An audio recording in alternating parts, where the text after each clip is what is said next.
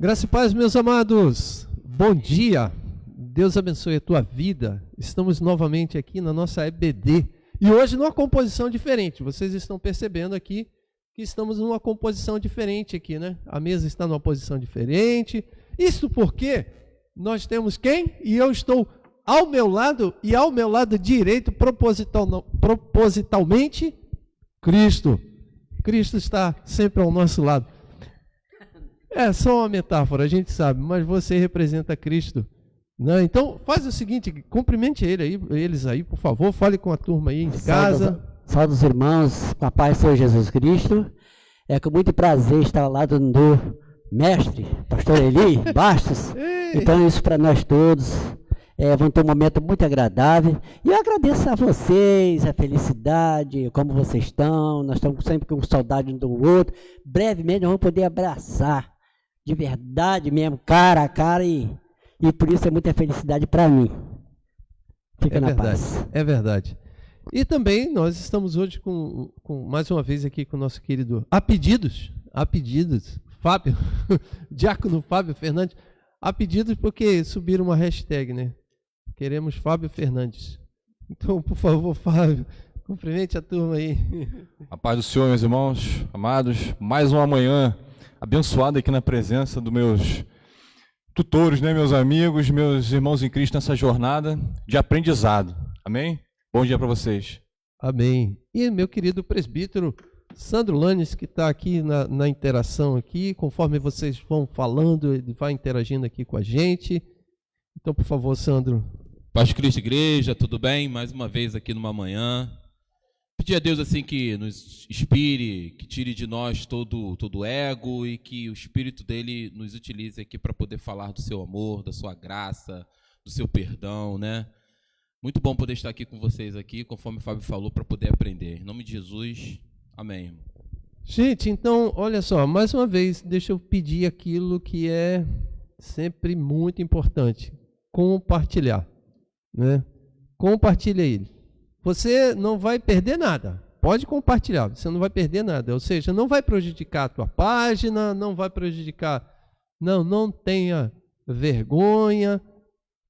Então compartilhe. A gente tem feito um trabalho que procura ser um trabalho da melhor maneira possível, com conteúdo bom. Então compartilhe, faça isso, não fique constrangido em compartilhar. Isso porque entendemos que se você compartilhar esse vídeo, você está de alguma forma evangelizando, né, a Jesus Cristo. Jesus Cristo, quando ascendeu aos céus, ele deixou uma ordem para os seus discípulos. Portanto, ide e fazeis discípulos.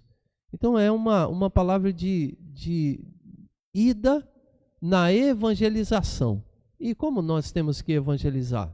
Nós temos que evangelizar com todos os métodos e modos e jeito que temos.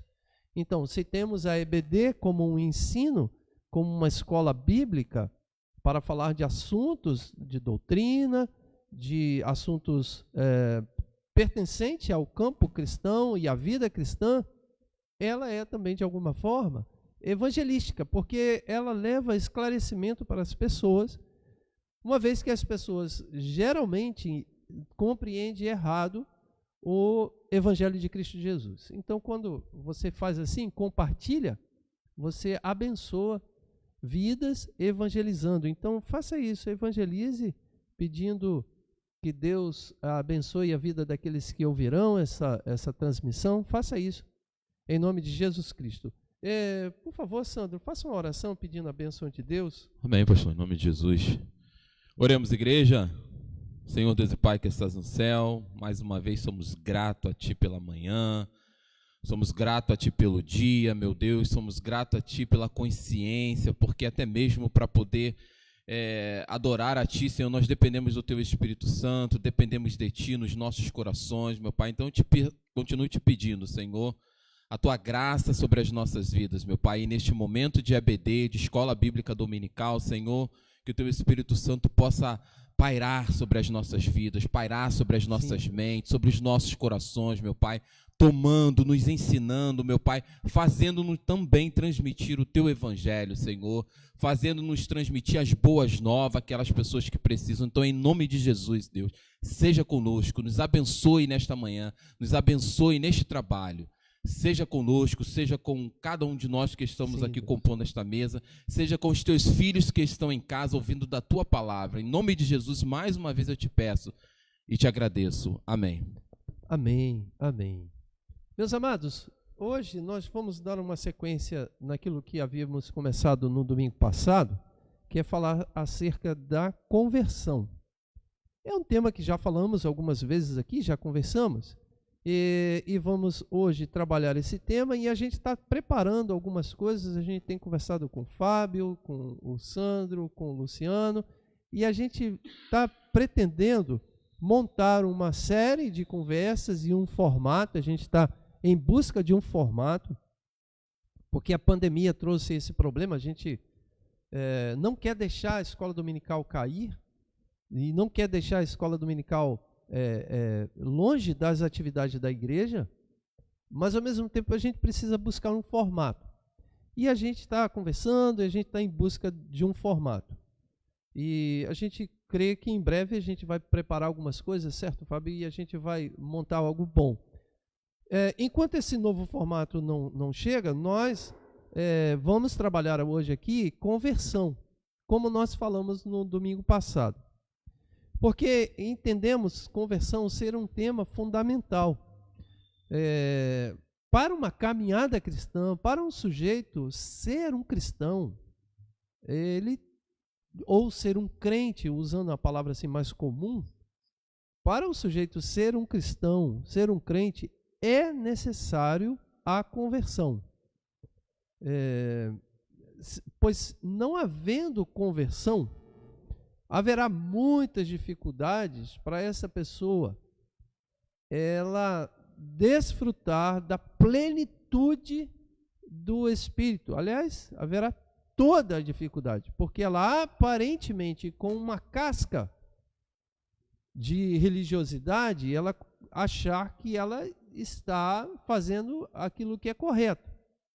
Mas, na verdade, se não houver uma conversão que entendemos ser algo sobrenatural, não é apenas uma convicção de leis, mas é algo sobrenatural no coração. Se não houver isso, a pessoa terá muitas dificuldades. E eu lembro que muitas vezes eu conversando com o Cristo, e aí o Cristo, a gente comentando por algumas situações, eu lembro que o Cristo falava assim e me perguntava, não sei se você está lembrado, Cristo, você virava para mim e falava assim, será que essa pessoa, ela se converteu mesmo? Porque eu não acredito, né? Porque depois da pessoa estar com a gente, desfrutar de muita coisa de Deus, de milagre de Deus, de muita coisa, ainda assim era capaz de abandonar Deus, de esquecer Deus, e pior, fazer coisa, né? Até pessoas que estavam na frente pregando, né? E aí ela faz coisas que a gente ficava assim, será que ela se converteu mesmo a Deus? Você lembra que você falava isso para mim?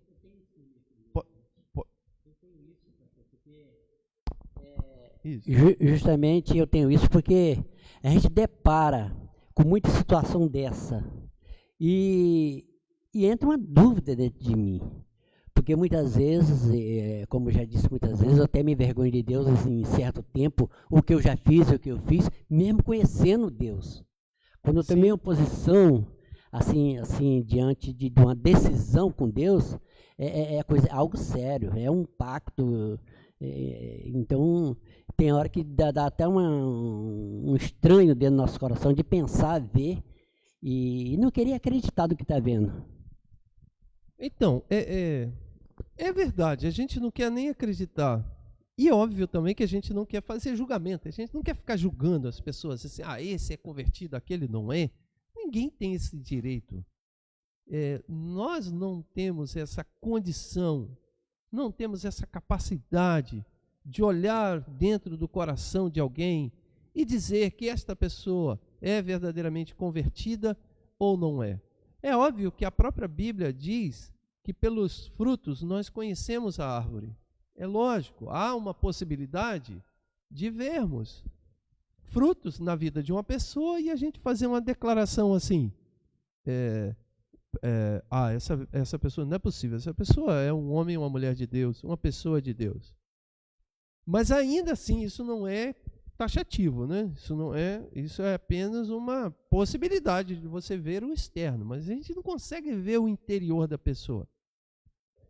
E daí, por a gente não conseguir ver o interior, muitas vezes a gente conversa,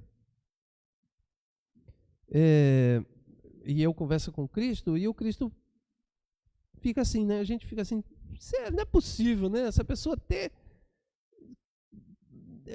experiência com Deus e depois fazer todas essas coisas. A gente fica duvidando, a gente fica assim, não é possível.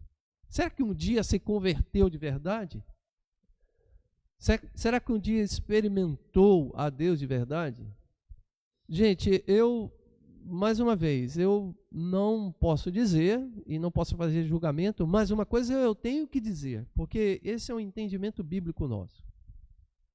Para ter uma vida com Deus, é necessário uma conversão.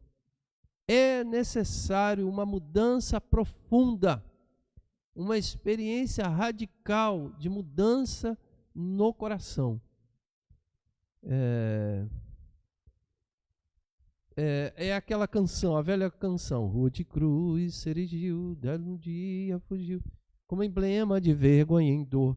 É a canção que fala assim, eu amo a mensagem da cruz até morrer, eu a vou proclamar. Esta é uma mensagem de alguém que teve uma experiência verdadeira.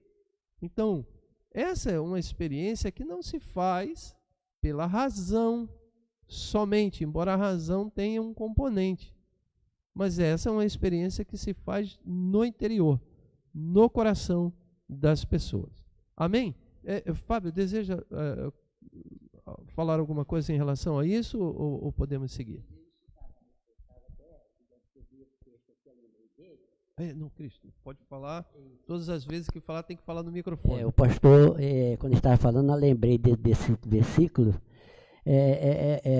Mas agora liberta do pecado e feito servo de Deus, tendem o vosso fruto para a santificação e, por fim, a vida eterna, né? Olha, é muita responsabilidade, assim, eu tenho muita responsabilidade do Deus presente na minha vida, que não olha para as coisas que eu fiz, não olha para as coisas que ficou para trás. Então, mas agora eu liberto do pecado. Olha o texto que o Cristo, está vendo como é que a contribuição do Cristo aqui é perfeita? Olha o texto que o Cristo traz aqui, gente. Está onde, pastor? Romanos 6, o capítulo 22 e 23. Gente, olhem aí. Romanos 6, capítulo 22 e 23. Perdão. Romanos 6, versículo 22 e 23. Estou fazendo duas coisas ao mesmo tempo, não tenho essa cabeça não, que é conectar aqui para ver com vocês juntos. Conectei. Olha só, diz assim, mas agora, depois da conversão, então agora, libertos do pecado e feitos servos de Deus, tendes o vosso fruto para a santificação e por fim a vida eterna. Veja que é um processo aqui, é um processo. Olha, é um passo a passo aqui, ó. Agora, então, quando o apóstolo está querendo dizer agora, ele está dizendo, como ele está escrevendo para os cristãos, que essa carta é aos romanos. Então, mais uma vez, Romanos 6, 22, para não ficar embolado. Ele diz, mas agora, libertos do pecado, então, tem um passo a passo. Nós estamos libertos do pecado, convertidos, e temos uma vida de santificação, aguardando a vida eterna. Então, há uma radicalidade nisso daqui. E o versículo 23 diz, porque o salário do pecado é a morte. Então, a vida, o salário do pecado, o que é? O pago do pecado. Então, o pagamento do pecado. O pagamento de uma vida em pecado é a morte. Mas o pagamento de uma vida com Deus é a vida eterna. Então, contraditório, né? O final é a morte e o outro final é a vida, que é a vida eterna. Então, a conversão é nesse passo a passo.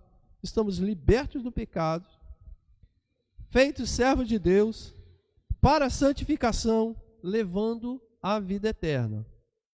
Isso é muito legal. Veja só, a contribuição do presbítero Cristo aqui para a gente já é maravilhosa. Pastor, eu queria fazer só Na verdade, eu vou trazer esse questionamento mais para frente, né? Mas só para a gente poder já começar a pensar um pouco, é que a gente tem percebido na igreja atual, né, pós-moderna, alguns discursos, né, que dizem que, por exemplo, até com relação à participação na ceia, a pessoa vem, participa, e quando ela menos espera, ela já se sente parte daquela igreja, né? Não tem esse processo claro, definido, né, de arrependimento, de conversão. Nos discursos que a gente escuta hoje em dia, é de aceitação, de igreja inclusiva, né? Isso. Que, na verdade, você percebe ali que não tem realmente essa transformação que a gente tanto está discutindo. Na semana passada a gente falou sobre conversão, o que parece que não ficou bem claro em alguns discursos, o que se representa essa conversão mesmo, né? É abandono da prática do pecado. O texto aqui diz claramente, né? Agora, libertos do pecado, você tem uma vida que produz frutos. Só produz frutos se você for liberto do pecado. A libertação do pecado é o que chamamos de conversão. Conversão pode ser abordada de vários lados, mas, resumidamente, é a libertação do pecado. Isso significa, se o sujeito toma ceia, como você falou, é uma igreja inclusiva, e aí ele participa da igreja, ele vai na igreja, ele faz oração, e ele é recebido por essa igreja, mas não abandona o pecado.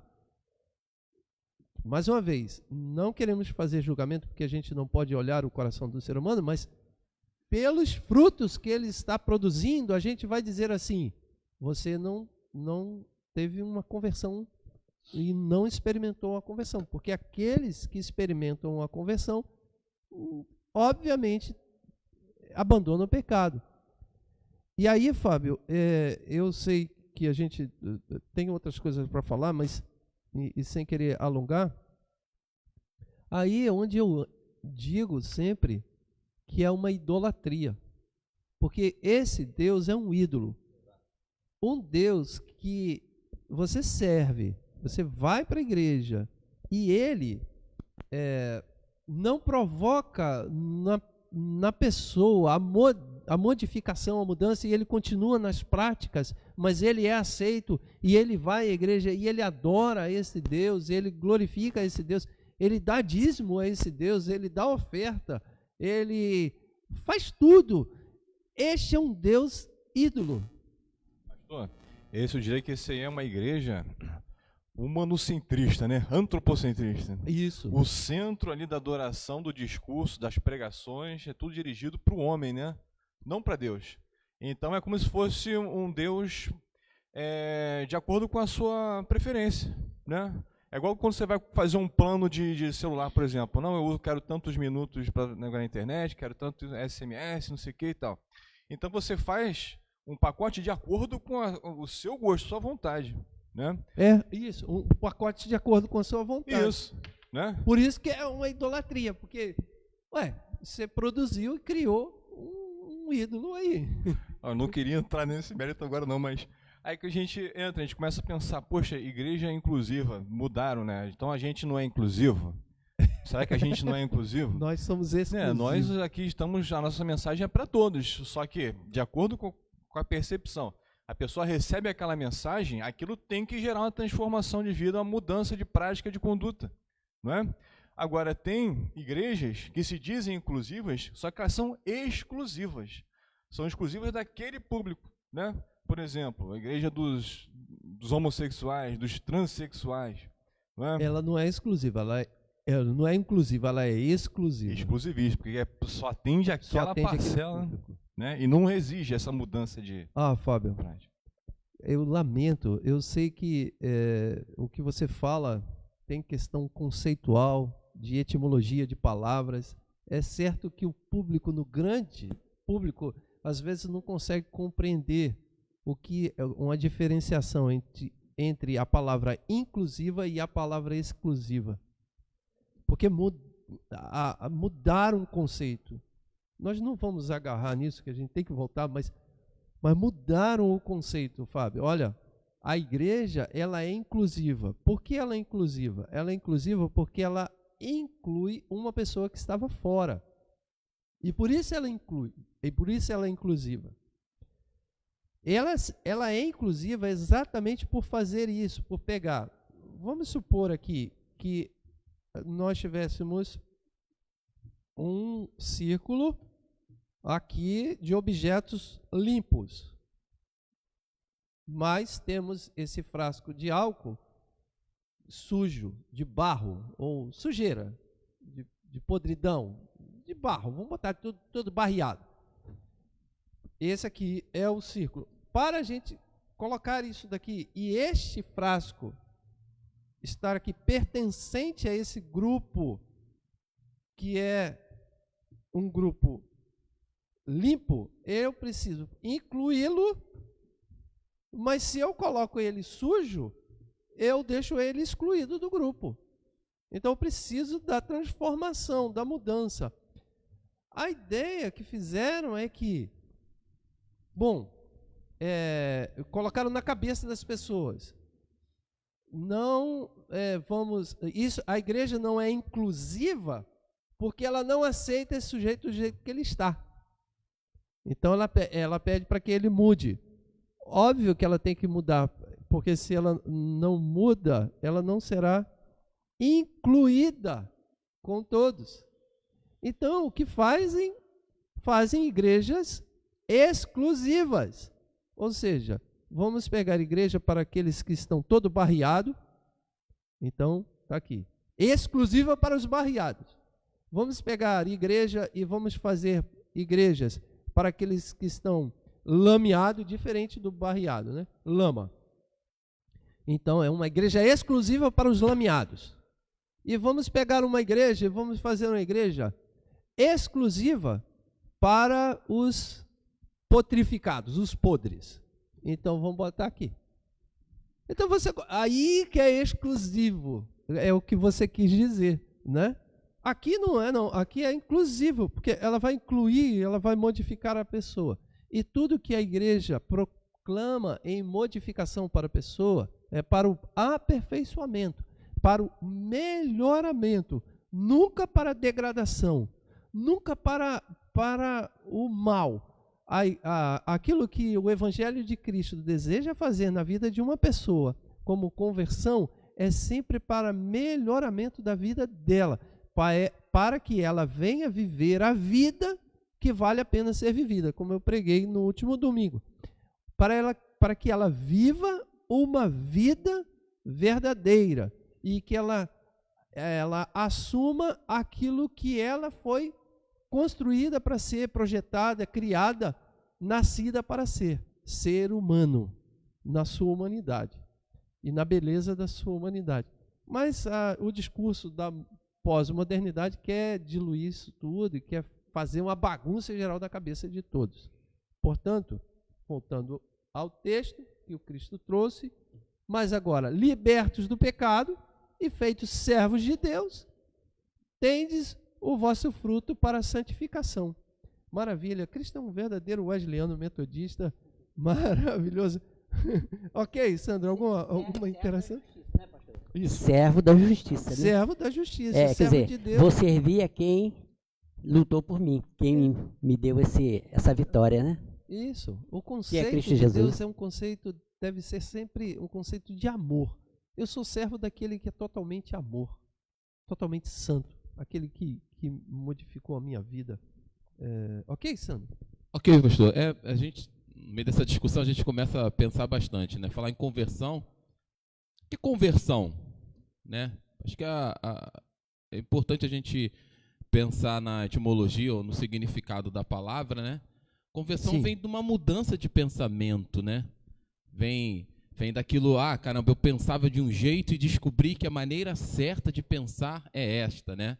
E essa conversão, ela começa a trazer alguns sentidos que nós não tínhamos antes, né? Ou descobrir alguns sentidos, né? E aí a gente pensa nisso tudo. Será que realmente houve ou não houve a conversão?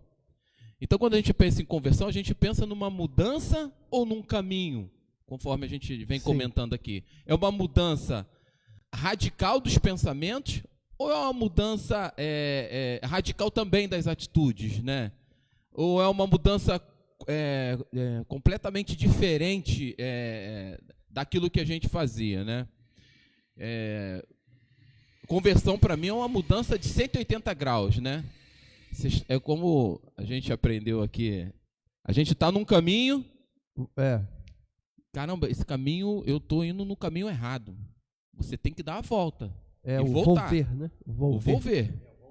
Minha volta, volver. Você tem que mudar isso. Agora, é difícil, às vezes, você encontrar, né? Se a gente fizer um paralelo aqui, é difícil, às vezes, você encontrar um retorno próximo, né? Mas você, de alguma forma, caramba, eu preciso voltar, e aí você acaba conseguindo voltar. O que eu quero dizer com isso tudo é que a conversão, ela tem que trazer mudanças no teu pensamento. Ela tem que trazer mudanças no seu dia a dia, nas suas atitudes, né? E como um cristão, obedecendo às leis e ensinamentos de Cristo Jesus. Perfeito. Né? Perfeito. Gente, deixa eu aproveitar aqui e dizer aqui, ó. O pessoal está falando aqui, ó. Queremos o presbítero Cristo todos os domingos na EBD. O pessoal está falando aqui. Tá? Pastor, aqui tem uma resposta. Apóstolo Paulo falando assim, né? Que diremos, pois, se permanecemos do pecado, para que a graça abundeis? De modo nenhum, nós que estamos mortos para o pecado, como vivemos nele?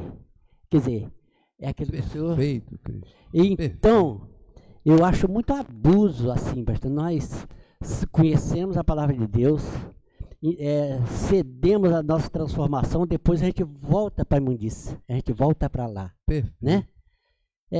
Como vivemos nele? Né? Se a gente já mudou de vida, né? A gente já mudou de pensamento, de situação, alguém lutou por mim, alguém deu a vida por mim, alguém morreu por mim. É aquilo, né? Eu acho que é um abuso, né? Da nossa parte. Perfeito. Olha, não valorizar na vida, né? Que nós tivemos, que recebemos, uma nova vida, é uma doideira. É perfeito o que o Cristo coloca. Olha só, o texto que o Cristo, Romanos 6, 1, 2, e o 3 também pode ler. Mas o texto, Romanos 6, 1 diz: que diremos, pois? Permaneceremos no pecado para que a graça abunde? De modo nenhum. Nós que estamos mortos para o pecado, como viveremos nele? Perfeito, certo, Fábio? Perfeito, dentro daquilo que a gente estava falando. Romanos 6, versículo 1 e 2. Gente, deixa eu dizer uma coisa aqui, ó. Tem gente com dificuldade de compartilhar, tá? Porque não está conseguindo compartilhar. Eu não quero crer que estamos sendo perseguidos, né? Mas eu estou começando a achar que o Facebook vai começar a perseguir igreja, conservadores, sei não. Eu estou desconfiado que alguma coisa vai acontecer. Foi? Conseguiu? Então, mas eu não sei não, Fábio, Sandro, não sei não. Mas deixa a gente continuar aqui. O o Leonardo, né, o Léo, ele diz assim: quando estive fora da presença do Senhor, sempre achei que fosse possível estar na igreja como participante de um clube, vir aos cultos. Porém, o que vejo é que o Espírito de Deus nos movimenta, perdão aqui que eu parei, nos movimenta a adorá-lo, e as antigas práticas que outro tempo nos trazia orgulho, hoje até mesmo nos traz vergonha, através do arrependimento, e mesmo ainda falhamos tentando melhorar. O Cristo falou isso, no começo ele falou assim: eu tenho até vergonha de lembrar daquilo que eu fazia, né? Então, é verdade, é isso aí,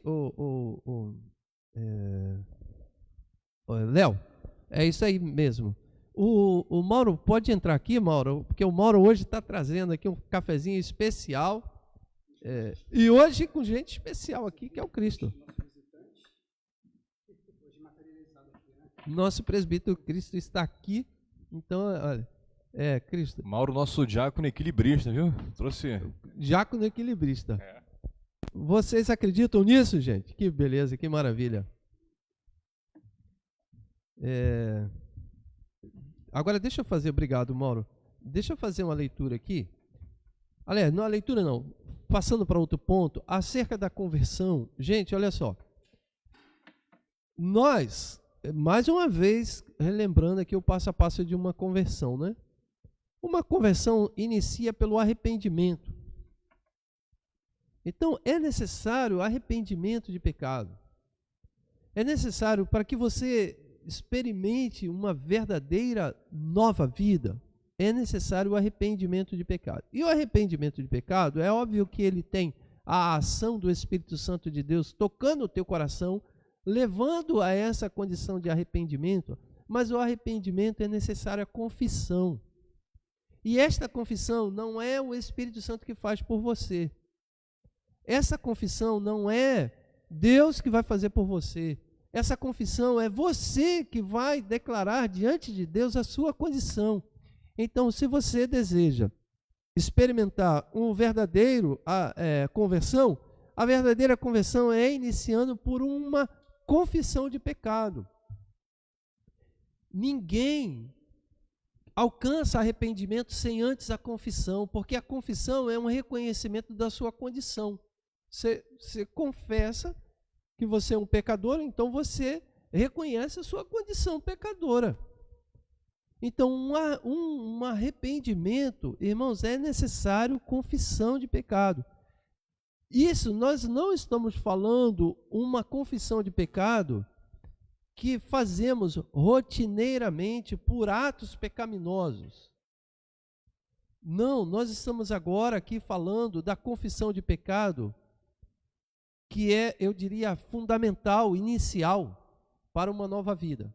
Porque em todos os momentos da vida daquele que se converteu a Cristo e experimentou a conversão e tem uma nova vida, durante toda a caminhada até chegar aos céus, passamos por confissões de pecados. Confessamos os nossos pecados em nossas orações. Constantemente, né, pastor? Constantemente. Em nossas orações. Mas eu não estou falando essa confissão, eu estou falando do reconhecimento inicial da caminhada cristã, é quando reconhecemos que somos pecadores. Porque, meus irmãos, olha, qual o diferencial que estamos falando aqui? É que aquele que não tem Deus no coração, ele não se reconhece como pecador. Ele não se reconhece como pecador. Ele não entende isso. Vou dar um exemplo, Fábio, daquilo que você falou da igreja inclusiva, inclusive entre aspas, né? Que vai aceitar todo tipo de pessoa e não vai dizer para ela que o que ela faz é pecado. Não vai dizer. Vai dizer para ela que o que ela pratica, e vamos fazer um malabarismo bíblico para dizer assim, não, tudo bem, isso é sua natureza. Não vai dizer para ela, não, o que você faz é pecado. Então, não vai dizer para ela que ela necessita se reconhecer como um pecador ou uma pecadora. Então, estamos falando de um arrependimento, estamos falando de uma confissão que muitos não têm coragem de dizer: eu sou um pecador e o que eu faço é errado. O que eu faço é pecado. Entende? Isso é uma grande diferença, porque as pessoas às vezes não se veem nessa condição de pecador. E vai dizer assim, não, vai relativizar a condição que a pessoa está e o pecado.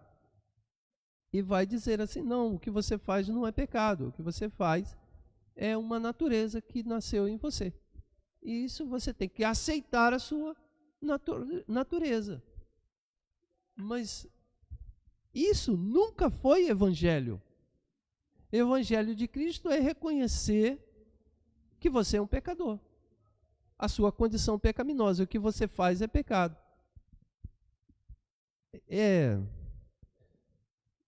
Eu sei que parece assim, mas a pessoa vai logo perguntar, mas eu não consigo parar de fazer. Bom, aí é outra história, meu. Aí é outra história, entende? Eu não consigo parar de pecar. Não, então a gente está para outro estágio. A gente não está no estágio inicial. Então, se você diz que você não consegue parar de pecar, então você diz que você é um pecador. É isso? Então, beleza. Compreendeu?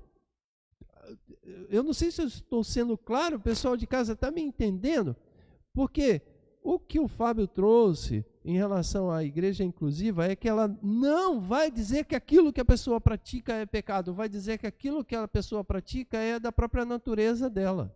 E não vai gerar a conversão não que vai a gente gerar está discutindo conversão, aqui. Porque vai ficar... Ok? Então, vai ficar sempre na condição de pecador não reconhecido, porque ela não se aceita. Se a gente seguir essa lógica deles, a gente vai acabar criando várias igrejas exclusivas, né? A igreja dos adúlteros, a igreja dos ladrões, né? Porque a pessoa não consegue parar de roubar, não consegue parar de adulterar, não consegue parar da prática homossexual, e assim vai, né? Tem um comentário aqui da Lucimar que diz assim: é como um viciado que reconhece que precisa de ajuda porque sozinho não vai conseguir se libertar. Perfeito. É isso aí. É a condição inicial. Condição inicial do viciado. Aliás, essa não é uma fala muito comum nos alcoólicos anônimos, que eles chegam e falam assim, a primeira coisa que você tem que fazer é reconhecer que você é um alcoólatra. Não tem espaço em um alcoólicos anônimos do sujeito que chega lá e fala assim, não, eu bebo socialmente. Não tem. Quem conhece reunião de alcoólicos anônimos sabe que na reunião ele tem que confessar e dizer que ele é um alcoólatra e que ele está há tantos dias sem beber.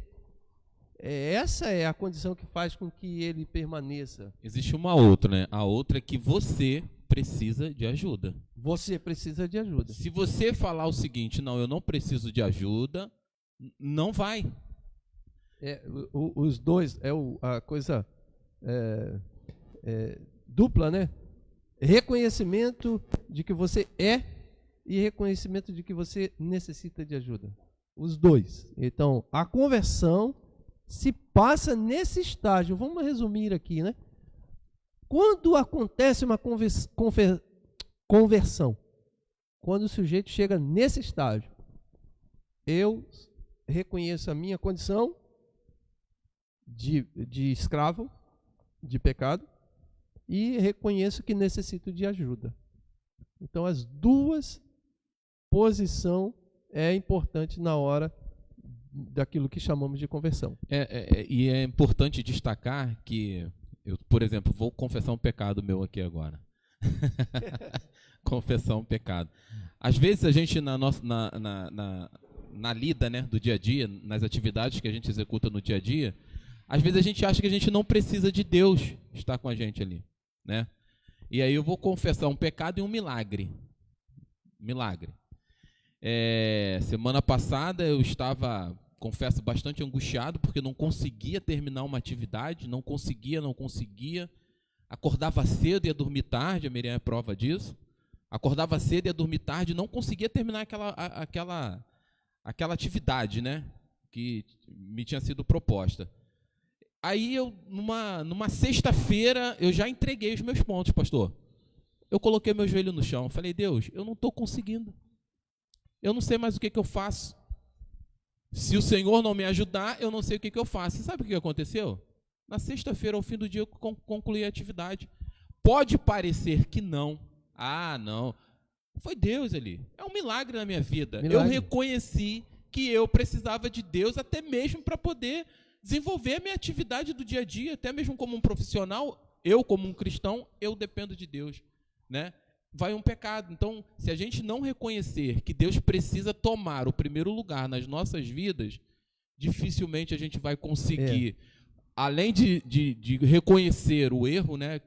No meu caso aqui, eu não estou levando o meu trabalho como um erro, não, mas eu estou levando a questão da conversão, né? Se a gente não reconhecer, somente reconhecer que temos pecados ou que cometemos algum erro e não acreditar que nós dependemos de Deus, até mesmo de Deus, para poder conseguir sair desse caminho aí, realmente vai ficar difícil. Então, são esses dois. Você só conseguirá extrair o melhor de você quando você reconhece isso. Então, quando você reconheceu, o melhor de você foi extraído, porque você consegue fazer e executar a tarefa extraindo aquilo que é o melhor de você, porque antes fica bloqueado. Nesse caso, vamos colocar ansiedade, preocupação, medo de não conseguir, medo, um monte de coisa. Eu, às vezes, também, quando me deparo com a tarefa para ser executada assim, a minha ansiedade, o meu medo de não conseguir fazer, me bloqueia também, porque a gente fica ansioso demais para querer executar o negócio, fazer, principalmente escrita, né, que você precisa escrever, aí você fica ansioso, você fica assim, eu não vou conseguir terminar a tempo e tal, bloqueia. Mas quando você dá lugar ao reconhecimento, eu preciso de ajuda, eu estou mal, eu não tenho condição de fazer, não é de mim, então aí o melhor de você é extraído.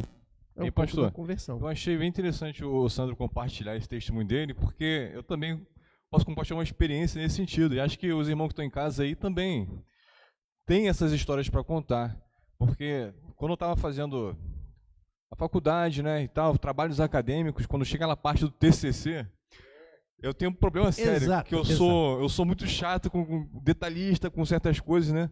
Então começava a fazer um trabalho, aí terminava, não gostava daquele tema, tinha que começar tudo de novo e tal, e aquela dificuldade, e o prazo acabando e apertando, até que um dia, Sandro, eu cheguei e falei, Deus, olha, coloco nas tuas mãos aí, me ajuda, que o Senhor venha me abençoar, me fluir as ideias aqui para fazer o negócio de acordo. E o negócio fluiu, rapaz. Exato. Fluiu.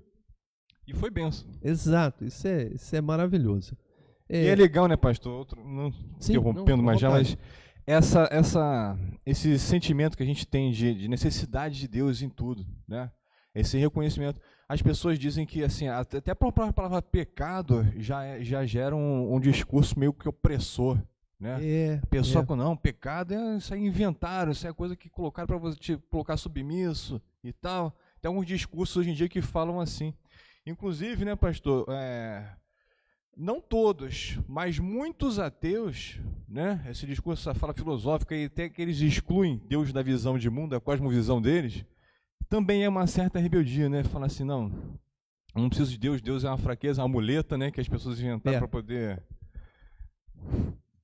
Ele exclui completamente Deus. Exclui, né, pastor? Posso fazer um comentário aqui? Pode. Do Luciano. Eu não sei onde o Luciano está nesse momento, mas o Luciano fez um comentário aqui. Diz assim: tivemos na Bíblia diversos personagens que se converteram, mas falando de dois específicos, Paulo e Pedro, eles se converteram, mas de forma diferente. Pedro precisou de tempo para demonstrar uma conversão em sua totalidade. Paulo não. No ato que encontrou Jesus, teve sua conduta totalmente mudada. Podia comentar sobre isso? É um pouco parecido com aquilo que a gente estava falando a respeito do texto que o Cristo leu. Foi o versículo mesmo? Qual o versículo mesmo? Romano 6:22. Mas agora, liberto do pecado, feito servo de Deus, tende o vosso fruto para a santificação. Ou seja, liberto do pecado, tanto Pedro quanto Paulo, ele tem uma experiência inicial. Mas a demonstração disso, ela é diferenciada, né, para cada um. Há alguns que, e eu não vou entrar no mérito, nem sei porquê, parece que a pessoa se converteu e no outro dia ela parece que sempre foi cristã, ela tem sabe, algo especial mesmo, e outros levam tempo para ele tirar os carrapichozinhos da coisa, né? Parece que está agarrado. Então, talvez seja assim. Paulo, até pela própria biografia de Paulo e pela própria biografia de Pedro, dá para perceber Pedro um cara muito enérgico, com um temperamento muito explosivo e forte. Então, dominar esse temperamento é complexo. Pedro, na verdade, ele só é dominado, olha, ele andou do lado de Jesus. Durante aproximadamente, vamos colocar aí 3 anos, sendo discipulado. E ele só vai tomar a frente mesmo, de vez mesmo, após o Pentecostes. Que aí você vê o Pedro, quem saiu do cenáculo? Quem foi? E para aqueles que não sabem o que eu estou falando de Atos capítulo de número 2. Em Atos capítulo de número 2, tem a experiência ali, conta e relata a experiência de que Jesus, após a morte, ressuscitado, tem um encontro com os discípulos e diz para os discípulos: vocês devem ficar em Jerusalém até que do alto seja revestido de todo o poder. Então, eles vão para o cenáculo e ficam no cenáculo orando por 10 dias. E ali fica orando nesse período todo, porque o Pentecostes, então, da Páscoa, da morte de Jesus, até o dia de Pentecostes, são 50 dias. 40 dias Jesus passou com os discípulos, ainda antes de ascender aos céus. E 10 dias depois, Jesus sobe aos céus, e 10 dias eles ficam no cenáculo, os discípulos ficam no cenáculo orando. Então acontece a experiência de Pentecostes ali, que é a descida do Espírito Santo. E quando acontece isso, quem sai, porque as pessoas começam a passar na frente, começam a falar: esse pessoal está gritando aí, que é no alto, né? O cenáculo é tipo essa igreja aqui, é no 2º andar. Então eles passam na rua e escutam: esses caras estão gritando lá dentro, que negócio é esse? Então eles estão bêbados. E aí Pedro sai e explica: ó, nós não estamos bêbados, isso aconteceu que foi predito pelo profeta Joel. Então Pedro sai, faz um discurso, uma pregação, e 3.000 almas convertidas. Nesse momento, você observa a transformação de Pedro. Pedro passa a ser um grande líder, um grande homem ousado. Quem vai para o templo orar e chega no templo e encontra com um coxo e fala assim: ó, não tenho ouro nem prata, mas tudo que tem eu te dou, então levanta, toma a tua cama e anda. Quem fala isso? Pedro. Você vê que é o cara que mudou. Porém, levou 3 anos para isso acontecer. Paulo já tem uma experiência diferente. Ele já sai dali, ele tem um encontro com Jesus no caminho de Damasco, e é uma chamada epifania, né? Que Jesus aparece para ele, e ele cai do cavalo, e Paulo tem esse encontro. Tem um negócio de cair do cavalo e não cair do cavalo, mas eu não vou entrar nesse mérito, não. Mas ele tem um encontro com Jesus Cristo e há uma conversão e ele já volta impactado. Mas, meu querido Luciano, Paulo também vai e some por 3 anos. Acho que são 3 anos? Acho que sim, se eu não me engano. Não tenho ideia, não. Mas Paulo some por 3 anos. Ele desaparece. Alguns dizem que é porque o pessoal queria matar Paulo, porque ele tinha traído os judeus na sua conversão. E outros dizem que é um período também de preparação do apóstolo Paulo e tal. Pá, pá, pá. E aí ele volta sendo o Paulo que a gente conhece. Então tem essa diferenciação verdadeira. Mas uma coisa eu digo, que a conversão ela é um ponto inicial. Dependendo de situações, ela pode vir aos poucos e a ficha cair aos poucos, né? Vamos dizer assim. E outros é impactado imediatamente. Eu acho que passa também pela questão da própria inteligência nossa, né? Que Deus vai se revelando.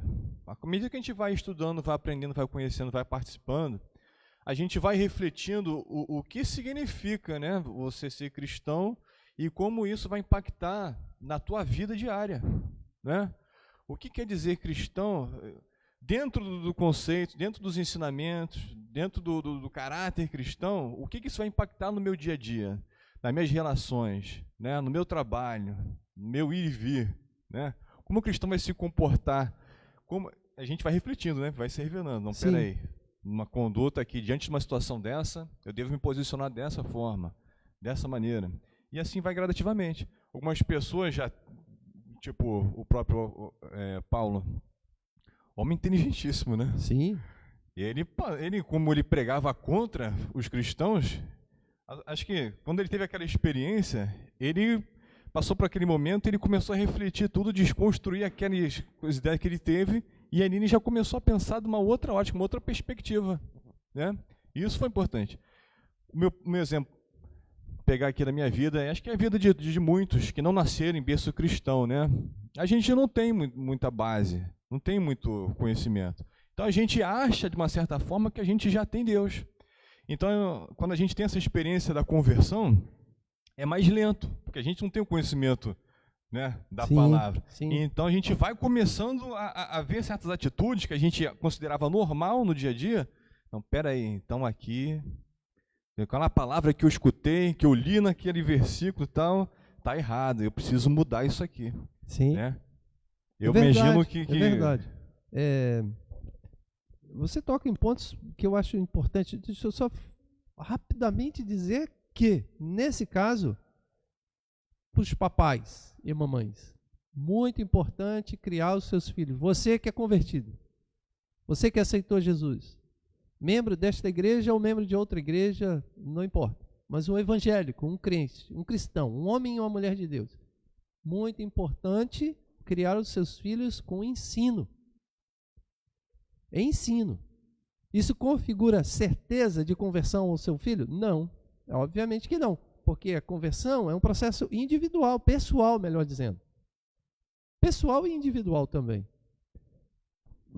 É isso que o Fábio está falando, mas é óbvio que o ensino vai lhe ajudar, certo? Aliás, o ensino, olha gente, aqui ó, se tivesse um close agora eu ia chamar, aqui, ó. Vem cá, preste atenção.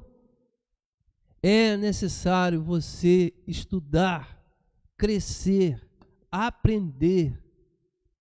Nós, seres humanos, fomos constituídos para crescer na graça e no conhecimento, na educação.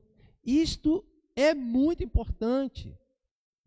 Não pode existir uma ideia de que crente seja burro. Não pode existir. O Fábio destaca uma ideia aqui que é muito importante, a capacidade intelectual. Se você tem o Espírito Santo de Deus, você tem essa condição. Veja Paulo. Paulo estudou com Gamaliel e tal, e não sei o quê. Então, por isso que Paulo era inteligente. Mas veja Pedro. Pescador, cara grosseiro. Mas depois, olhe a epístola que o apóstolo Paulo escreveu. Dá uma olhada nas cartas do apóstolo Pedro. Dá uma olhada. Veja a capacidade desse homem em escrever.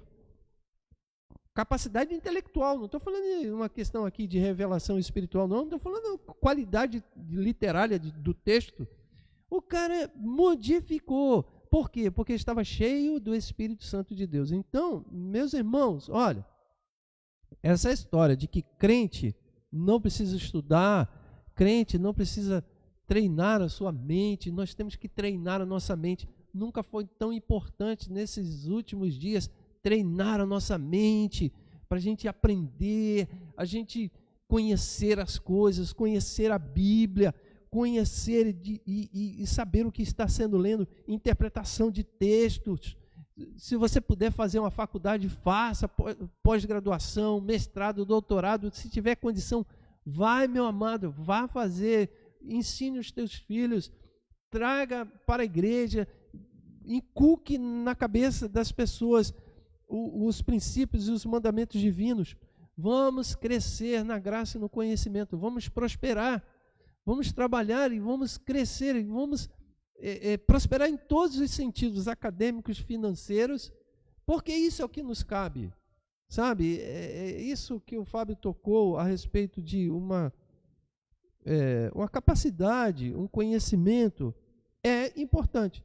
Não é o tudo, mas é extremamente importante, porque vai lhe facilitar a compreensão de uma revelação de Deus profunda, mais autêntica, mais legítima. Vai tornar esse processo de conversão, né, mais rápido. Mais rápido. Vai dar celeridade ao processo, né? Porque a gente vai começar a revisitar nossas práticas, né, que a gente considerava certa, à luz da Bíblia, né? E você vai pensando, peraí, aqui eu preciso mudar. Opa, aqui eu também estou errado, preciso consertar. Isso vai tornar o processo mais rápido. Morreu, né, Fábio? Morreu. Ele agora foi justificado do pecado. Ele agora é transformado, modificado, transformado pela obra realizada na sua vida. Então eu creio assim, considerando isso em todo momento, tem isso no coração, né? Eu morri, fui justificado do pecado, eu agora sou liberto, sou nova criatura, então em Cristo Jesus eu me alegro em todo momento. E é difícil a pessoa cair no pecado. Só um doido mesmo quando modifica o coração. Verdade. É muita loucura, né? Nós somos fracos, né? Nós somos fracos. Nesse caso, nós não estamos falando daquela falha que a gente comete de julgamento e tal. A gente comete muitos erros, né? Mas só um doido para ficar na prática do pecado depois de ter... Fazer besteira, né? Fazer só um doido. Besteira, como a gente vê, conhece, sei lá, rapaz. Porque o pecado, ele só traz coisas ruins pra gente. Não reconhecer que o pecado traz coisas ruins pra gente é você se abandonar, né? É você não ter se convertido, não ter reconhecido que aquela prática que você fazia, ela só traz o malefício para a sua vida, né? Porque o pecado é isso. O pecado é algo que você faz que traz o mal a você. De uma forma ou de outra, vai se converter no mal para você mesmo, né? E essa é a conversão. É você olhar e falar, caramba, essa prática aqui é uma prática que, ao final, o percurso dela, o final desse percurso é algo ruim para a minha vida, né? Vai trazer algo ruim para mim, né? Seja qualquer âmbito do pecado aí, é algo que vai trazer mal para si próprio. Para exemplificar isso que você está falando, esses dias eu estava... foi numa pregação aqui, e aí eu desenvolvi esse raciocínio e tenho repetido ele. Se você pega uma pessoa que não é convertida, uma pessoa não convertida a Cristo, e você perguntar a ela se ela quer liberdade, ela vai falar que quer. Porque todos querem liberdade, né? Aí você pergunta a ela, você quer liberdade para fazer o quê? Né? O que você vai fazer com essa liberdade? O que faz com a liberdade? Normalmente as pessoas querem fazer da liberdade as coisas mais grotescas, mais terrível, porque ela não vai falar assim, eu quero fazer da minha liberdade um bem comum. eu quero fazer da minha liberdade o cuidado mútuo, cuidar da minha família livremente, eu quero andar livre, eu quero ser independente, eu quero ser uma pessoa livre com a minha família, com os meus filhos. Não. Quando vai falar assim, eu quero ser independente, para quê? Para que você quer ser independente? Para que você quer livre? Ela vai falar assim, eu quero ser livre para encher a cara. Eu quero ser livre para... Adolescente, né? Se você perguntar a um adolescente, você quer ser livre para quê? Ele vai falar, para chegar tarde em casa. Fazer o que eu quero, né? Fazer o que eu quero, mas o que você quer fazer? Aí você vai procurar saber o que a pessoa quer fazer. Só é besteira. Só é burrice. Só. Você vai falar... É acordar mais tarde, não estudar na hora que tem que estudar, isso, você comer o que quer, não, quero comer só McDonald's, né? Quero comer só batata frita, hambúrguer, isso. Não quero brócolis, não quero cenoura. E aí vai a minha pergunta, qual é o fim desse caminho aí? Qual é o fim? Então você pergunta, isso é liberdade? Liberdade de quê? Liberdade de se autodestruir? Como? Como? Então, não é esse. Quando Jesus Cristo disse, se o Filho vos libertar, verdadeiramente sereis livres, ele está falando exatamente livre da autodestruição, do pecado, da degradação, né? Em nome de Jesus, compreenda isso, e eu sei que você está compreendendo isso, porque todos aqueles que compreendem isso são verdadeiros cristãos. Deixa eu fazer um comentário aqui. Sim. Do Mauro, que eu também não sei por onde o Mauro anda. Eu também não sei. Não sei. Está dizendo assim o Mauro, não basta aceitar a Jesus, temos que nos converter verdadeiramente a Ele. E aí sim, caminharemos e seremos reconhecidos como cristão. E ele complementa dizendo, estude e seja liberto, começando já em sua casa. Aqui na nossa EBD, né?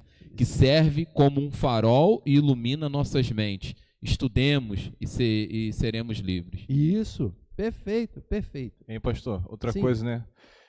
Estude, igual o Mauro falou, conhecer a verdade. E aquele versículo que foi citado, né? Semana passada, conhecereis a verdade vos libertará. E hoje em dia, né? Esse discurso que não tem mais uma verdade absoluta e tal, olha o impacto, né, que causa nas nossas vidas. Quais são as referências, né? Quais são as bases que a gente tem para julgar se uma coisa é verdadeira ou não? Pessoas não, tirando a Bíblia, vão querer colocar outras coisas no lugar para poder servir de referência. Sim. Não é? Mas para nós, continua sendo a palavra. A palavra revelação. Aliás, seria um bom tema para a gente conversar sobre a Bíblia como revelação, né? Bíblia como uma revelação. Deixa eu também fazer uma leitura aqui acerca de que, sobre a conversão, o Wesley vai trabalhar uma ideia de arrependimento e conversão extremamente importante e fundamental para a vida e para a caminhada das pessoas. Deixa eu achar aqui onde eu tinha separado a leitura, que fala acerca de uma diferenciação de um arrependimento que reconhece a lei e um arrependimento que nos leva a uma nova vida.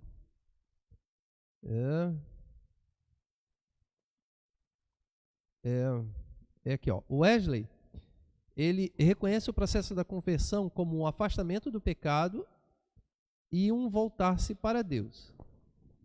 Nos termos do arrependimento, ele abrangeu, às vezes, a gente abrange só o lado negativo do processo. O arrependimento é o reconhecimento da profundidade da perdição perante Deus.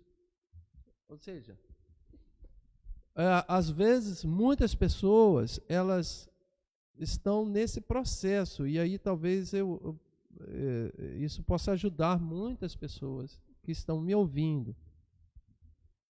O arrependimento, ele tem, como o Wesley vai trabalhar, ele tem um lado que é um lado afastamento do pecado e um voltar-se para Deus. O que ele quer dizer com isso? É importante compreender o arrependimento de pecado na sua plenitude, não somente em uma parte dele. Porque se você se reconhecer como um pecador e ponto, é possível que isso te leve a uma negatividade e uma vida deprimida, depressiva. Porque se você se reconhece como um pecador, ponto, eu sou um pecador, ponto, acabou. Você vai olhar para dentro de si, você vai começar a enxergar tantas coisas ruins que você faz, tantas coisas erradas que você faz. Então, você vai começar a um caminho de autodepreciação, um caminho de uma depressão, um caminho de uma depressão. Porque você vai olhar para dentro de si e vai falar assim, não há nada de bom em mim. Eu só consigo fazer pecado. Então você se reconhece como pecador e você olha para dentro de si e você fala, mas eu só fiz bobagem na minha vida. Lembrando aquilo que o Cristo falou. Quando olha para o passado, sente vergonha. Todos nós, quando olhamos para os nossos erros, pelo menos aqueles que têm o Espírito Santo de Deus, quando olham para os erros, nós nos sentimos envergonhados, nós sentimos vergonha. Mas esse é um ponto, porque se você permanecer aí, você só vai olhar você como um pecador. Porém, a beleza da vida cristã é que o início é um arrependimento que se reconhece como um pecador e desemboca e deságua numa vida de santo, de santificação. Então você reconhece como pecador em parte, mas você tem a Cristo Jesus no teu coração, você deve ser reconhecido como um santo. Ou seja, alguém que foi santificado e que está aberto para viver essa nova vida e que assume essa vida de santo. Assume essa vida de um sujeito, uma pessoa, um ser humano que é capaz de produzir boas coisas. Porque se você ficar somente na ideia de que você é um pecador, isso pode te levar a uma depressão e fazer com que você ache e pense que você só sabe fazer burrada da tua vida. Você não reconhece que é capaz de produzir coisas boas, frutos dignos, frutos que glorifiquem a Deus, frutos adequados. É como o texto lido pelo Cristo. Nós reconhecemos que somos pecadores e que somos agora convidados a produzir frutos de santificação, de dignidade.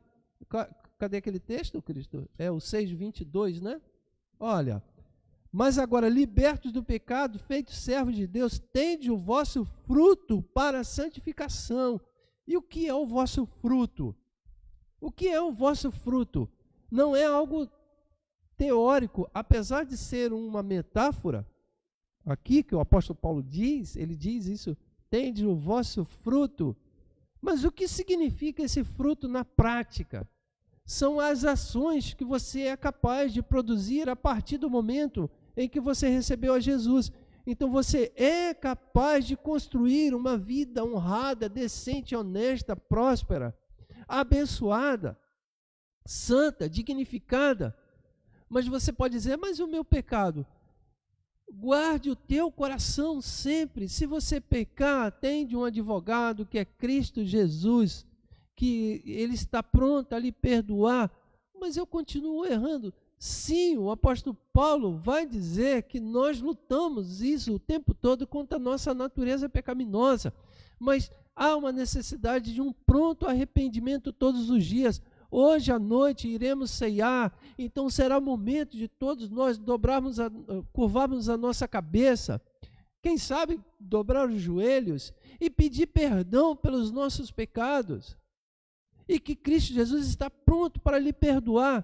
Mas isso não significa que você vai viver a tua vida focado no seu ato e no seu lado de homem e de mulher pecadora, mas foca a tua vida no seu lado e no seu ato de ser um homem ou uma mulher santificada, capaz de produzir frutos dignos, como diz o texto de Romanos 6, quando diz: tende os vossos frutos para a santificação, ou seja, tende as vossas obras, faça a obra que santifique.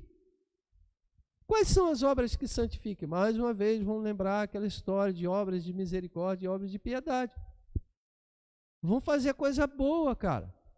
Faça coisa boa aí na tua vida, construa coisa boa. O que você pode fazer hoje em coisa boa? Na hora do teu almoço, se possível, eu na tua família faço uma oração. Não é possível reunir a tua família completa? Faça com o que você tem. Está sozinho? Cubra a tua cabeça frente ao teu prato, teu alimento, e agradeça a Deus porque você está comendo hoje. Porque outros não têm essa condição que você tem de comer uma comida limpinha, bem feita, fresca, bonitinha, saudável. Outros estão comendo lixo. Lixo. E você, pela misericórdia de Deus, você é capaz de comer uma boa comida. Ainda que seja simples, o seu feijãozinho com arroz é limpinho, bem feito, bem temperado, ponto final. É comida Olha, o meu historiador Fábio agora aqui, pense comigo, Fábio, o prato que o mais simples de um pobre come hoje seria considerado uma iguaria em tempos passados, certo? Porque ele tem carne, ele tem proteína, ele tem vitaminas de legumes e tem fibras dos cereais. Verdade, pastor. Então, só para colocar um dado histórico aqui. Pô, você está aqui para isso. Na Idade Média, a perspectiva de vida era 40 anos de idade, né? As crianças só eram batizadas a partir dos 10 anos, porque elas passavam aquela fase da inanição, da desnutrição. Olha só. Né? Na Inglaterra, que era um dos países mais ricos, né? Na época da Revolução Industrial, o operário trabalhava ali, ele recebia, sabe o quê? Era um punhado de aveia e um copo de leite. Você vê. E trabalhava ali, 12, 16 horas por dia. Imagina. Pois é. Então hoje a gente realmente, refletindo, assim, olhando para trás, a gente vive num período de abastança. Abastança é a palavra a ser obrigado, sabe? Né? A gente, dentro da nossa humildade, dentro das nossas limitações financeiras, inclusive, a gente tem acesso a diversos cereais, proteínas e tal, né, que vão gerar para a gente uma saúde, né, uma perspectiva de vida com mais longevidade, mais qualidade de vida. Mais qualidade. Né? Então, exercite esse olhar, exercite ver isso, ver em você o santo ou santa que Deus está produzindo no teu coração. Você está crescendo na graça e no conhecimento. Eu caminho com esse pessoal aqui já há algum tempo e sei o quanto eu tenho crescido junto com eles. E eu imagino que eles também podem testemunhar e dizer assim, olha, como eu tenho crescido e como eu tenho aprendido por essa caminhada. E não é uma caminhada curta não, é uma caminhada longa. O Fábio tem quase que 20 anos já, 20 anos por aí. É uma caminhada longa, cara. Então, em nome de Jesus, olhe para si, veja o que Deus está fazendo em você e aquilo que Ele irá fazer. Eu estou aqui tentando achar ainda o texto que eu queria ler a respeito, mas isso não, o texto no livro aqui que eu tinha separado. Diz aqui, mas nos seus escritos com o termo arrependimento abrangeu não somente o lado negativo do processo. Arrependimento é o reconhecimento da profundidade da perdição perante Deus. Ou seja, um lado negativo do arrependimento é esse, o reconhecimento da profundidade da nossa condição, da perdição. Isso é traumático, isso é crise. O sujeito que encontra com Cristo, ele entra em crise. Isso é uma crise. Você olhar para dentro de si e se reconhecer como pecador é crise. Por isso que aquele pessoal inclusivistas não querem entrar em crise. Por quê? Porque não querem olhar para si e dizer assim, quase que eu falo a palavra, quão terrível eu sou. Não quero olhar para essa crise. Me lembra aquele versículo que eu citei semana passada, que a gente estava falando sobre liberdade, sobre arrependimento, né? Sim. Que é lá no Sermão da Montanha, quando Jesus fala sobre aquela dos que choram, né? Bem-aventurados que choram, porque serão consolados. É esse tipo de choro, quando a gente olha para dentro da gente e aquilo que era motivo da nossa vaidade, do nosso orgulho, você olha de uma outra perspectiva e vê o quanto errado, quanto enganado você estava. Isso te gera uma tristeza profunda que você sabe que você está totalmente errado e não tem como se justificar da sua conduta. Você começa a perceber o quanto a sua conduta, a sua prática interfere na vida até do outro. Igual o Sandro colocou, ele falou, essa liberdade acaba prejudicando a nossa própria vida, mas ela vai além, ela prejudica a nossa vida e a que está do nosso lado, né? Porque vamos pegar um exemplo prático aqui. Vamos supor que na minha prática, eu considero que seja justo eu furtar energia, certo? Então vou lá, faço um gato. Alguém vai pagar aquela conta, não é? Alguém vai pagar por isso. A minha conduta também assim, em várias coisas, né, meu Cristo? Por exemplo, se eu achar que eu tenho a liberdade de dar vazão ao meu desejo sexual e tal, né? E não respeitar certos limites, quantas famílias eu vou prejudicar? Quantas crianças vão ser geradas nesse mundo e não vão ter uma figura paterna de um pai que está ali presente? Então, olha como é que a nossa liberdade, ela tem um limite, precisa ter um limite, né? Porque a gente vai interferir, não só na nossa vida, porque a gente vai pagar pelos nossos atos, né? A pessoa que tem esse tipo de vida libertina vai acabar pagando um monte de pensão também, não é? Mas olha só o estrago que faz emocional numa criança que nasce numa família desse tipo. Pessoa ser liberto, Fábio, assim, eu entendo assim, porque a graça que nós recebemos, ela não deixa, né, que nós pecamos. Ela nos livrou e ela considera aquele trabalho que ela teve com a gente, quer dizer, a graça não nos deixa nós pecar. Quer dizer, então quando nós, né, vamos fazer um ato que é pecado, não, peraí, nós temos que refrear nós mesmos, né? Eu entendo assim, né? Porque nós tomamos posse da graça. Essa graça é isso. É você reconhecer e saber que ela te livrou do pecado e continua livrando e te leva a tua mente reconhecer que você não pode pecar, você já é livre. É, né? Verdade. Desculpa, Fábio, enquanto você estava falando, eu pesquisei aqui junto com o Sandro, lembrando aquele texto de Tiago 4, eu posso ler o Tiago 4:8 e depois pegando o 9, só para contextualizar, que diz: chegai-vos a Deus e ele se chegará a vós. Limpai as mãos, pecadores, vós de duplo ânimo, purificai os corações, senti as vossas misérias, lamentai e chorai, converta-se o vosso riso em pranto e o vosso gozo em tristeza, humilhai-vos perante o Senhor e ele vos exaltará.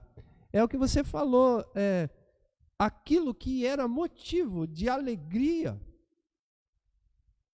para nós antes de experimentarmos a conversão, há um clamor do apóstolo Tiago: transforme isso em choro, de vergonha.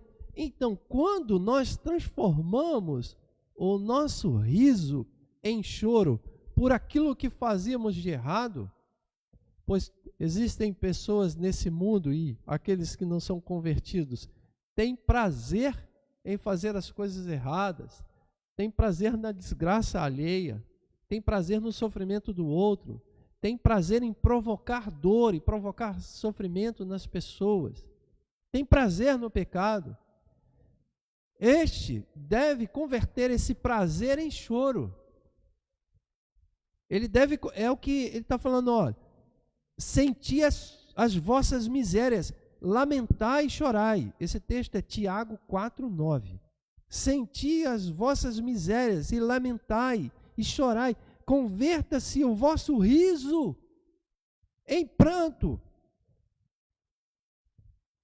o vosso gozo, ou seja, a sua alegria em tristeza, porque a sua alegria é pelo mal, a sua alegria é por fazer o que é mal.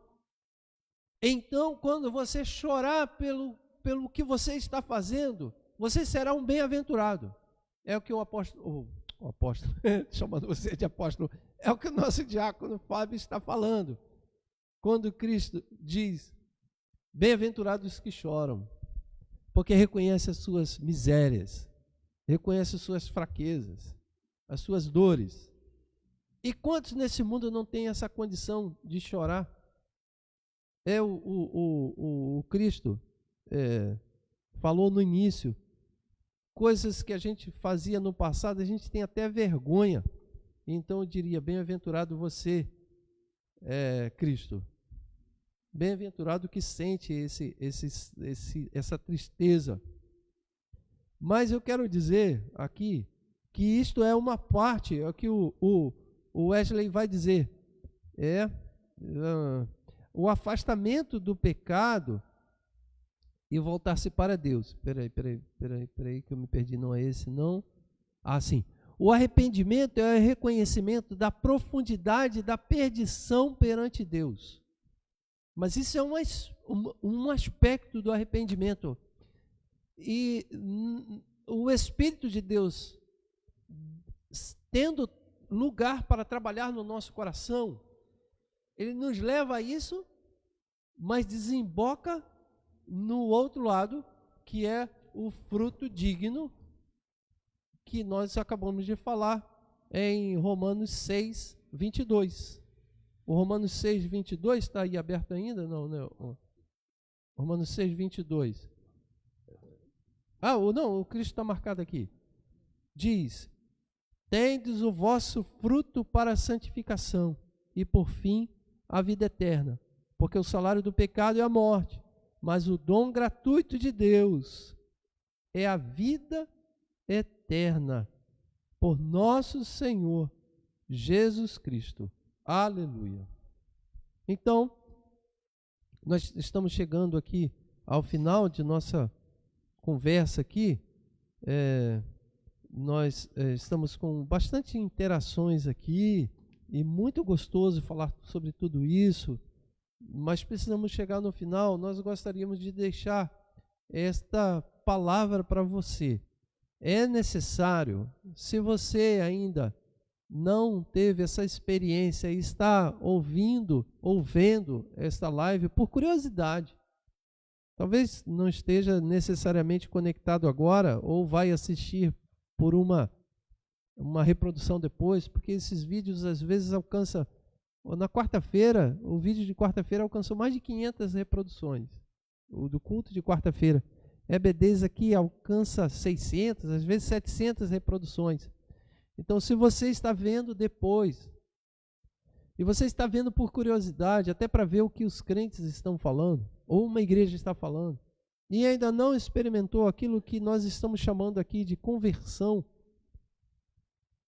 e conversão é reconhecer a sua condição pecadora, é o texto, chegai-vos a Deus e Ele chegará a vós, limpai as mãos pecadoras, vós de duplo ânimo, purificai os corações, senti as vossas misérias e lamentai e chorai.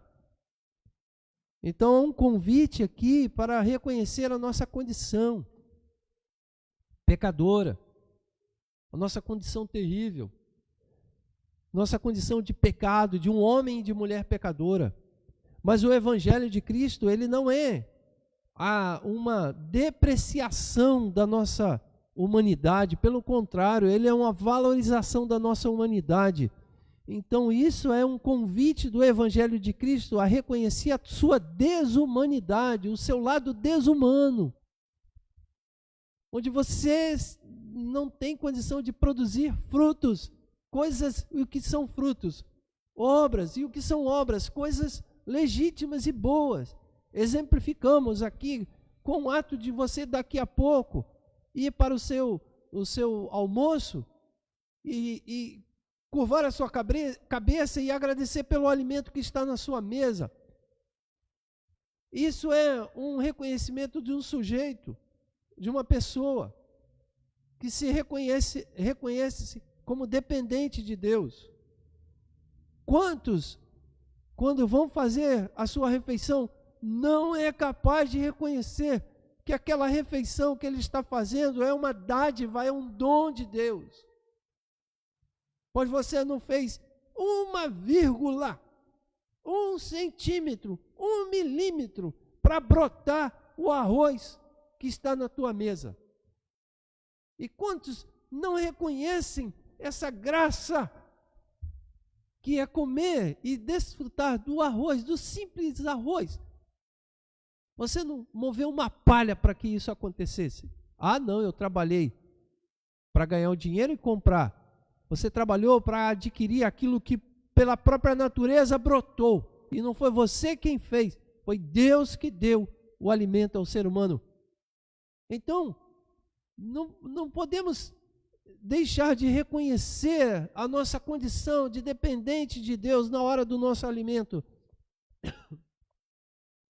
Isso nos leva a reconhecer a nossa condição pecadora.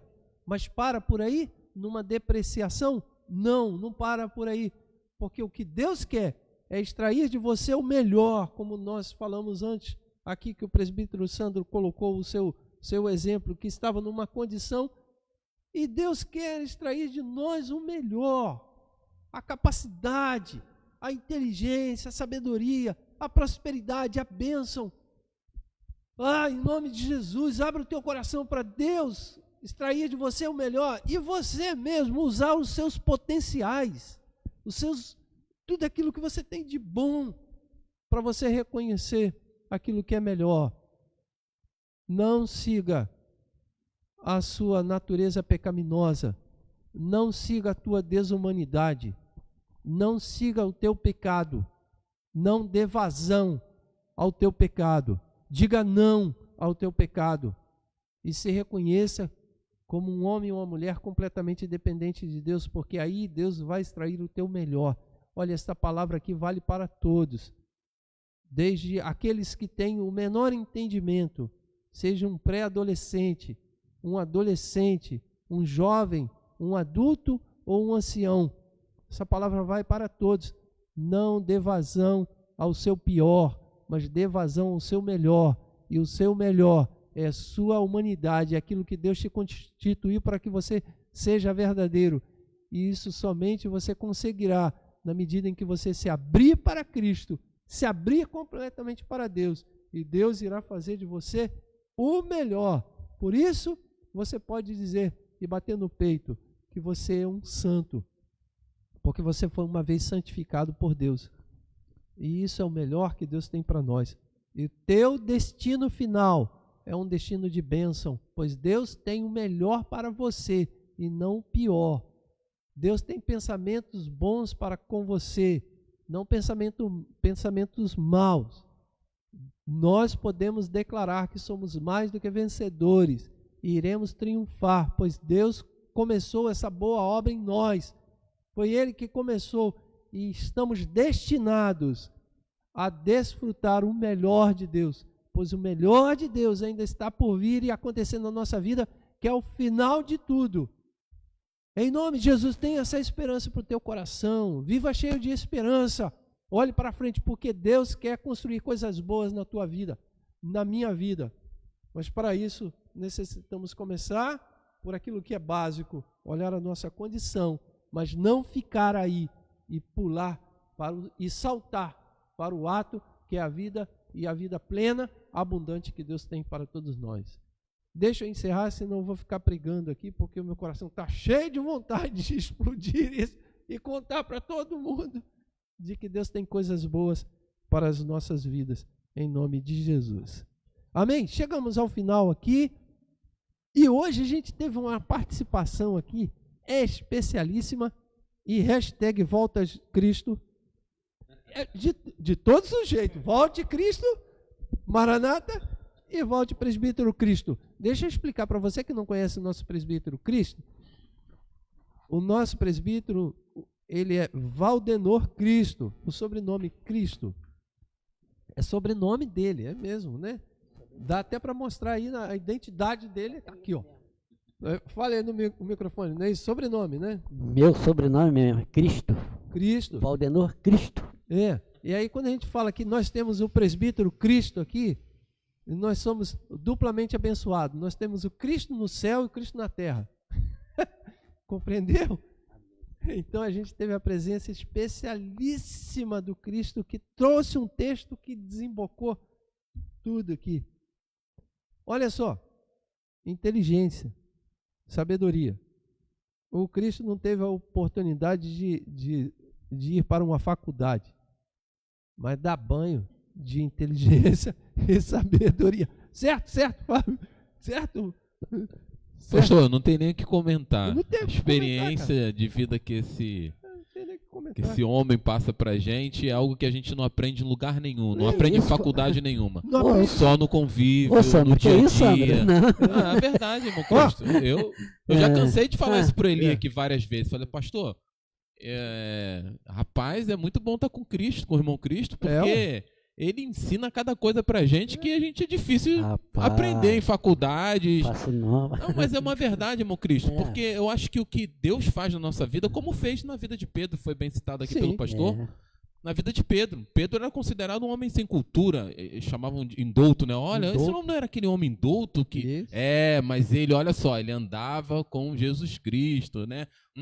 Então tá aí, tá explicada a situação. É isso aí. É uma verdade, a gente não precisa, às vezes, ter faculdade, nem nada. A gente só precisa estudar, né? A gente precisa aprender, se dispor a aprender, né? Ir para uma faculdade, de repente, é uma oportunidade que bênção. um tem, outro não tem. É uma bênção, né? Mas mesmo aquele que não tem oportunidade de ir para uma faculdade, mas se predispõe a conhecer a Deus, né? Através de leitura, através de compartilhamento, através de interações com outras pessoas, através de uma dedicação pessoal ao Evangelho, né? À obra de Deus. Pô, isso é fenomenal, fundamental, vamos dizer assim, né? É maravilhoso. Olha, gente, olha, e está sendo aqui dado um testemunho de um engenheiro elétrico, aqui, ó, engenheiro elétrico da Light, um historiador, em breve um teólogo também, já está se formando em teologia, e um mero teólogo aqui, que eu poderia dizer teólogo, porque é a minha formação. É mestre, vai na onda dele não, ele é o mestre para Nem nós. tanto, nem É tanto. é assim. Eu queria ter um filho assim, fala. Eu queria Queria ter um filho assim, meu filho. Ai, Jesus, que legal. Gente, chegamos ao final aqui. Queremos agradecer aqui o Mauro, que trouxe o café, o Luciano, que está ali hoje na tecnologia, ali acompanhando, e o nosso adolescente Fábio. Está de bermuda, né, Fábio? Vem cá de bermuda e tudo. Vem cá. De bermuda e tudo, mas você não vai aparecer. Dá a volta aqui, isso. Dá a volta aqui, isso. Fica atrás aqui de mim. Aqui, ó. Molecão, grandão. Então tá acompanhando a gente aqui. Gente, Deus abençoe vocês. Quero lembrar aqui, fica com a gente aqui até o finalzinho, o Fábio. Xará aqui, né? Ó, quero lembrar vocês que hoje à noite, Santa Ceia, a igreja já está preparada, arrumada, capacitada para te receber. É óbvio que com o distanciamento social, a gente ainda está com as cadeiras separadas, distanciamento social, máscara, álcool, aqui ó, líquido 70, aqui, aqui não é gel, né? O líquido, para você limpar a sua mão, quando você subir. Então os diáconos estão preparados, ceia preparada, o pãozinho do Deraldo feito pelo Mauro, receita do Deraldo. Você esteve com o Deraldo esse final de semana ou aquilo foi só... Ah, não. É um negócio que aconteceu. Aliás, deixa eu falar aqui, posso falar ao vivo aqui, ó. O telefone do Serginho, nosso querido Sérgio, foi clonado e ontem ele espalhou aí, o sujeito que clonou pediu dinheiro, pediu transferência, parece que já conseguiu bloquear, né? Mas Gente, se você receber qualquer mensagem do Serginho, não é o Serginho. É um sujeito aí que entrou e clonou o WhatsApp do Serginho e ele buscou, quase que destruiu o grupo da igreja. Ainda bem que eu consegui falar com o Fábio, que também é administrador da igreja. Eu falei, Fábio, tira o sujeito aí. O Serginho, o Fábio excluiu o Serginho do grupo da igreja, então o grupo da igreja foi salvo tranquilamente, graças a Deus. Então não receba nenhuma mensagem do Serginho. Ele bloqueou o número, vai conseguir outro número e vai fazer outra conta e aí vai ser incluído novamente. Tá bom, gente? Pastor, podemos aproveitar essa oportunidade até como um exemplo, né? Eu comumente às vezes peço para a Miriam assim, Miriam, faz o depósito tal na conta de um colega tal, ou faz um depósito tal na conta, qualquer conta, né? E essa experiência que ontem a gente se deparou com o Serginho, ela nos fez refletir, né? Então, assim, eu acho que vale como aprendizado, se alguém te pedir algum tipo de depósito, ou você cria um código com essa pessoa, ou minha sugestão, você ligue para a pessoa. Ligue, olha, você realmente está precisando? Ok, beleza, a gente vai fazer esse depósito se eu puder te ajudar ou não, né? Até um áudio, né? Se mandar um áudio. Um áudio, a gente já reconhece o áudio. Pois é, porque eu falei com a Miriam, a gente precisa criar um código, porque é comum eu pedir para a Miriam, faz um depósito para mim aí na conta tal, que a Miriam é administradora, né, financeira. Aí a Miriam geralmente faz esse depósito, né? Mas diante do que aconteceu ontem, a gente preferiu fazer de uma outra forma, por conta desse exemplo, né? Então, que isso sirva de exemplo para a gente, que a gente realmente repense essas coisas, porque eu acho que acabou uma das pessoas que recebeu. Infelizmente foi né? na boa fé de ajudar e acabou cedendo e fazendo um depósito que não deveria. E o cara atingiu o objetivo. Eu não vou comentar, não. Ele entrou em contato comigo, o cara. E eu escrevi uns negócios para ele que eu acho que ele ficou com medo, rapaz. Ele até apagou, porque ele mandou para mim e eu comecei assim, Deus está te vendo. E ele, tá nada. Eu falei, tá sim. E o seu fim será trágico. Aí ele ficou com medo, ele apagou a conversa. Depois eu mostro para vocês. Ele apagou a conversa. Aliás, não foi comigo, foi na conta da Vereni. Ele não conversou comigo, está no telefone da Vereni, está em casa. Então, bem lembrado aqui o Sandro. Gente, prudência.